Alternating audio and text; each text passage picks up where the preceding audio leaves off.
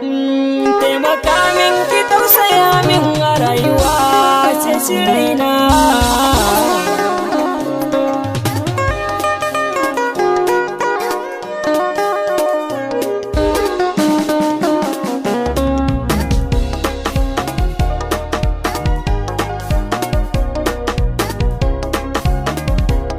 Ban tunani ba na yi laifi, shi nake so ki mun bayani, lokaci ɗaya kina guduna.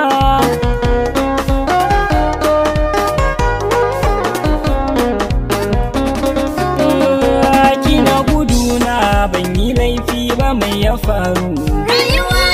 Irin hakan ne za ya sanya rai ya kwaru. Dukan jikina ya yi zafi, so ya ruru. Me ya ja min hakan nake so in tunana. Daure fada min kuskure na ban sani ba. Shi dan adam ai ajizi ne sai ki duba. Kin san ina son ki a raina baba aba. Ban ji daɗi ba, taimaka min ki ji kaina. Farin ciki na rayuwata me kike so? Dukan shiri na bai wuce ke nake so. Ke zaki tantance halina, ɗauki soso. So ki wanke ni karki jefa ni a rana. Ina ta binki hannuwa na bisa a kaina.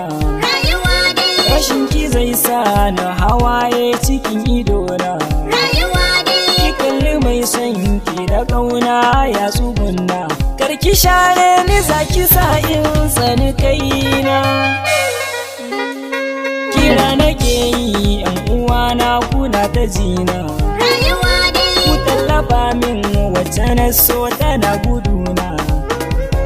Ku ba ta baki dan ta dawo na samu kaina, ba fishi ta yi ba tuntuban so ne ganina. Duk nasara ba ta zuwa sai da faɗi tashi. Sana rike so kuma in jure kaddarar shi. Na yarda cewa na amince ni yanzu gashi.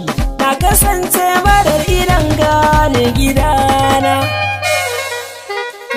Zaman kadaici babu daɗi rashin masoyi.